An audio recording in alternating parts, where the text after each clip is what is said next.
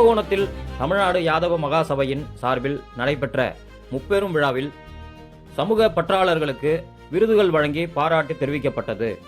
தஞ்சாவூர் மாவட்டம் கும்பகோணத்தில் நடைபெற்ற தமிழ்நாடு யாதவ மகாசபை சார்பில் முப்பெரும் விழா நடைபெற்றது. பேராசிரியர் கலைமாமணி டாக்டர் நா. பாண்டுரங்கனாரின் நூற்றாண்டு விழா, தமிழ்நாடு யாதவ மகாசபையின் முன்னாள் தலைவர் பேராசிரியர் தி. ஆ.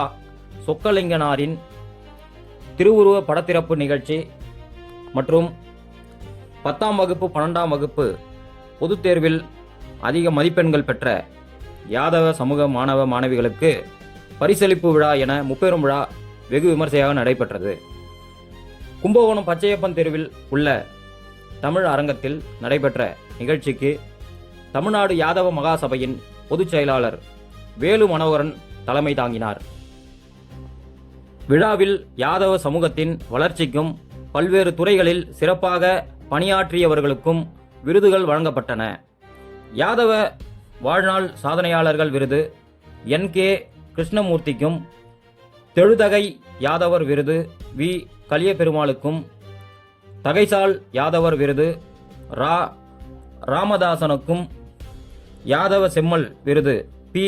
சின்னதுரைக்கும், வீரன் அழகுமுத்துக்கோன் விருது எஸ். ராமந்திரனுக்கும் வழங்கி கௌரவிக்கப்பட்டனர். தொடர்ந்து நிகழ்வில் 10ஆம் வகுப்பு 12ஆம் வகுப்பு பொதுத் தேர்வில் அதிக மதிப்பெண்கள் பெற்ற யாதவ சமூக மாணவ மாணவிகளுக்கு நினைவு பரிசுகள் மற்றும் ஊக்கத்தொகை வழங்கப்பட்டது.